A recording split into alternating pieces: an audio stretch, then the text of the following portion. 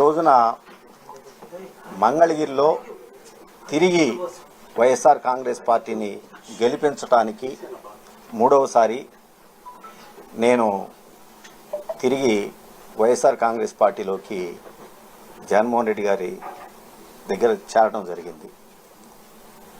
పేదవాడు శాశ్వతంగా వాళ్ళ జీవితాల్లో సంతోషంగా ఉండాలి, పేదవాడు గొప్పవాడు కావాలి, ప్రతి మధ్యతరగతి కుటుంబంగా కూడా ఎస్సీ ఎస్టీ బీసీ మైనార్టీలందరూ కూడా వాళ్ళ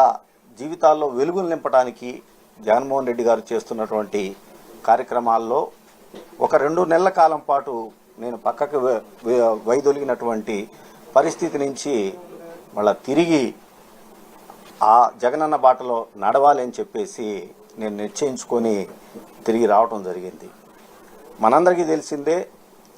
రాజశేఖర రెడ్డి గారి బాటలో నడుస్తున్నటువంటి జగన్మోహన్ రెడ్డి గారు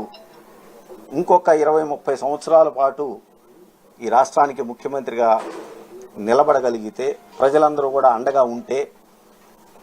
పేదవాడు వాళ్ళ జీవితాలు పూర్తి స్థాయిలో ఉన్నత స్థితికి వెళ్తాయని చెప్పేసి ఇవాళ జగన్మోహన్ రెడ్డి గారు చేస్తున్నటువంటి పరిపాలన రుజువు అవుతా ఉంది అనే సంగతి మనందరం కూడా చూస్తూ ఉన్నాం.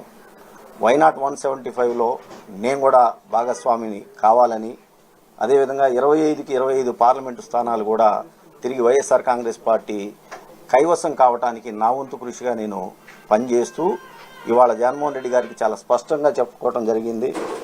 2014 నుంచి 2024 వరకు కూడా 2 సార్లు నాకు ఆయన మంగళగిరి శాసనసభ్యుడిగా అవకాశం కల్పించినందుకు ఆయనకి ధన్యవాదాలు తెలియజేస్తూ, అన్నా మీరు ఏ అభ్యర్థిని మంగళగిరిలో మీరు ఇచ్చినా కూడా ఆ అభ్యర్థి విజయానికి పూర్తి స్థాయిగా